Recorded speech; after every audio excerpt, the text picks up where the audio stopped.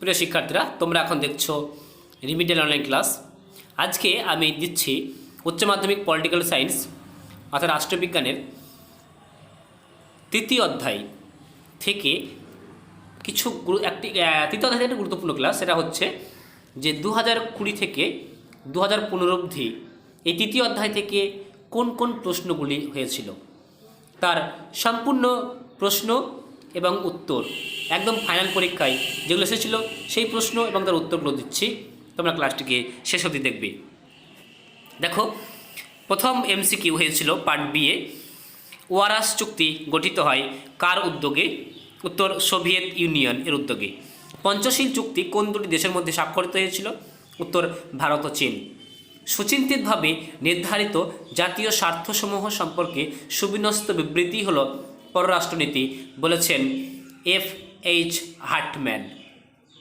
সার্কের সদর দপ্তর কোথায় অবস্থিত? উত্তর কাঠমান্ডু। দেখো, এবার এসে কি হয়েছিল এখান থেকে। 1 নম্বর, কোন সোভিয়েত নেতা শান্তিপূর্ণ সহাবস্থান এর কথা তুলে ধরেছিলেন? উত্তর মিখাইল গর্বাচেভ শান্তিপূর্ণ সহাবস্থানের কথা তুলে ধরেছিলেন। 2 নম্বর, জোট নিরপেক্ষ মতাদর্শ কোন ভারতীয় রাষ্ট্রনেতার মস্তিষ্ক প্রসূত? উত্তর জোট নিরপেক্ষ মতাদর্শ জওহরলাল নেহেরুর মস্তিষ্ক প্রসূত। 3, সিমলা চুক্তি কেন সম্পাদিত হয়েছিল? উত্তর কাশ্মীর সমস্যা সমাধানের জন্য ভারত পাকিস্তানের মধ্যে সিমলা চুক্তি সম্পাদিত হয়েছিল।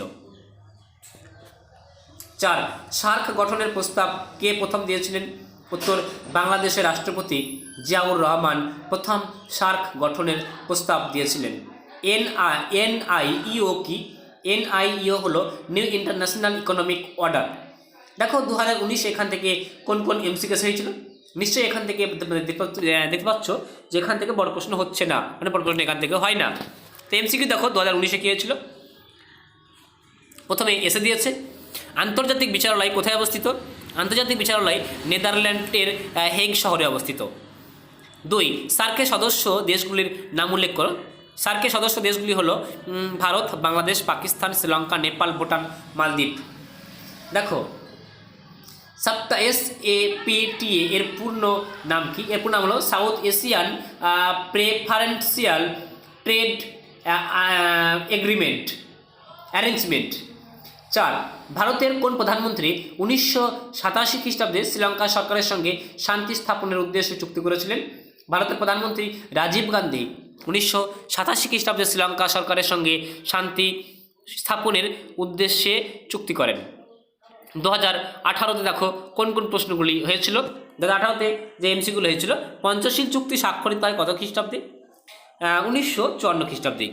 সার্ক এর প্রথম শীর্ষ সম্মেলন কোথায় অনুষ্ঠিত হয়? ঢাকায়। ভারত পাক সিমলা চুক্তি সম্পাদিত হয়েছিল কবে? 1972 খ্রিস্টাব্দে। ওয়ারাস চুক্তি স্বাক্ষরিত হয় কার উদ্যোগে? সোভিয়েত ইউনিয়ন এর উদ্যোগে। বেলগ্রেড সম্মেলন অনুষ্ঠিত হয় 1961 খ্রিস্টাব্দে।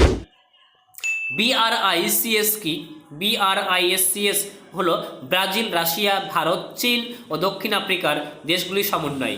G77 বলতে কি বোঝো? 77টি জোটনিরপেক্ষ দেশ, অর্থাৎ 77টি জোটনিরপেক্ষ দেশ নিয়ে গড়ে ওঠে G77। তারপর দেখো 3 নম্বর, কটি সদস্য রাষ্ট্র নিয়ে সার্ক গঠিত হয়েছিল? 7টি সদস্য রাষ্ট্র নিয়ে সার্ক গঠিত হয়েছিল। 4 নম্বর, ভারতের বিদেশ নীতির প্রধান স্তম্ভ কি? জোট নিরপেক্ষতা। 5 নম্বর, যে কোনো একটি পঞ্চশীল নীতির উল্লেখ করো। একটি পঞ্চশীল নীতি হলো অনাক্রমণ ও শান্তিপূর্ণ সহাবস্থান। দেখো, 2017 সালে এখান থেকে কোন এমসিকিউগুলো হয়েছিল। বান্দুং সম্মেলন অনুষ্ঠিত হয়েছিল 1955 খ্রিস্টাব্দে। সার্ক প্রতিষ্ঠিত হয় 1985 খ্রিস্টাব্দে। ভারতের পররাষ্ট্র নীতির একটি অভিনব বৈশিষ্ট্য হলো পঞ্চশীল নীতির অনুসরণ। 4, দি মেকিং অফ ফরেন পলিসি গ্রন্থটির লেখক হলেন জোসেফ ফ্রাঙ্কলি। দেখো, তারপরে নিম্নলিখিত প্রশ্নে অতি সংক্ষিপ্ত দাও। পররাষ্ট্রনীতির দূরপাল্লার লক্ষ্য কাকে বলে? পররাষ্ট্রনীতির দূরপাল্লার লক্ষ্য বলতে বোঝায় সেই সব পরিকল্পনা, স্বপ্ন ও আকাঙ্ক্ষাকে যা আন্তর্জাতিক ব্যবস্থাকে পুনর্গঠন করতে চায়। 2, গুজরাল নীতি কার সৃষ্টি? গুজরাল নীতি সৃষ্টি করেন ভারতের প্রাক্তন প্রধানমন্ত্রী I.K. গুজরাল। ভারতের কোন প্রধানমন্ত্রী 1987 খ্রিস্টাব্দে শ্রীলঙ্কার সঙ্গে শান্তি স্থাপনের চুক্তি করেন?